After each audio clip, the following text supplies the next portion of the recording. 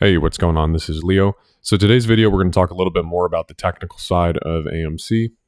Something that interesting that I've recently found with Andrew's pitchfork and finding targets. So one of Andrew's median line rules states that there's an 80% chance that price will return to the median line when you're trading. So what we can do here is if we take this significant pivot here, right? This being your median line right in the middle, saying that if we're going to continue higher, right? So if we break the all-time high and we continue going up, there will be an 80% chance that price will return to the median line. Now, I could show you that on the previous run up, we did exactly that. So if I just come in here with the three most significant pivots,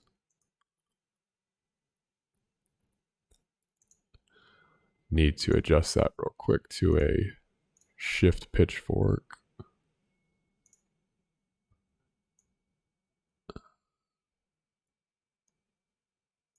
Okay, and you can see right to the median line. Interesting. So if we're going to repeat that,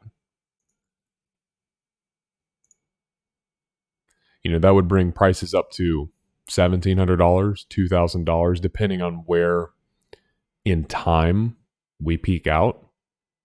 If you look at a fib time extension, so if you just come in here, right, so we measure from the very low to the new high, 200% the length in time being here. So that would imply that we would be expecting a run up, that we would peak out somewhere within the middle end of March, maybe beginning of April is what that would suggest. So if this is roughly in time where we should be expecting the next run up, then we can say that, okay, well, Andrew's pitchfork would imply that there's an 80% chance that price returns to the median line up here around $2,000 if we make an all new high. And I say if because I'm referring to Andrew's pitchfork. So for example, if we don't make it on any other asset, if he doesn't make a new high, then you wouldn't really be expecting that high of odds that it returns to the median line. So that's very interesting for my runner. That gives me something new to consider. I've only recently saw this morning, but it gives me a lot more confidence that I'll be able to get my runner target up there. Now, I'm not saying that is the absolute peak. Nobody knows where the absolute peak of this thing will be. That's next to impossible to predict. I'm basing my targets on risk. I'm basing my targets on simply the fact that I don't know what's going to happen. Nobody does. Government stepping in. It could be brokers playing games. They took away the buy button last time. Any number of crazy things could happen. And so if I'm sitting on millions of dollars of profit, I have to take profit. That just is what it is. But this gives me a lot more confidence in that I'll hit my runner target, being that the median line is up there.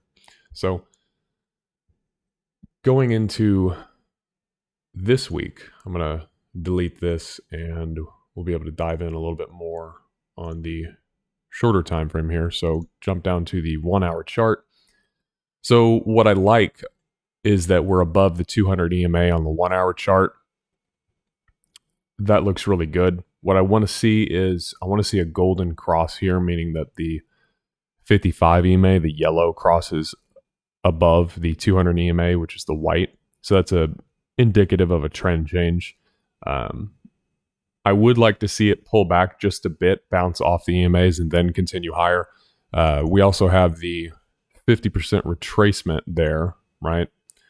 So if we pull up the retracement, where is...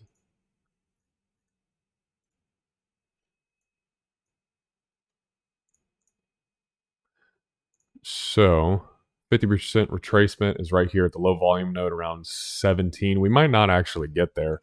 We might actually continue a little bit higher first. I would like to see the 50% line up right around the EMAs. It's going to be real strong support if we end up doing that. Just kind of have to keep an eye on it. I am bullish for the week. I think this trend will continue. We have this here as you make a high, right? We broke the previous swing, put in a higher low, and now a new high. That's indicative of a trend change. So I like that a lot. We're above the EMAs. The first point that I would expect us to run into a bit of resistance would be, so you could see here last week we hit a low volume node, which is what stopped us around the $21 price is where the peak of the low volume node is. Looks like we stopped, right at 21. So interesting, the next 2 points of resistance are going to be if you come up here to the 200 EMA on the 4-hour chart, get a little bit of a low volume node, or volume just kind of drops off after that. So there's a lot of price acceptance here within the 2250 to 23 and a quarter.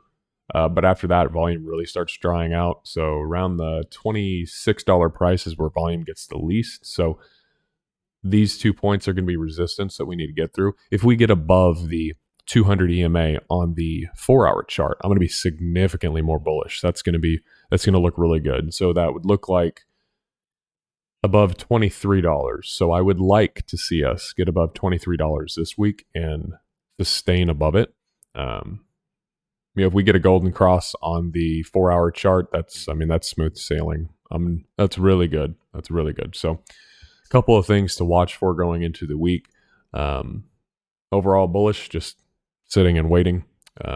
Anyway, I'll talk to you on the next one. Take care.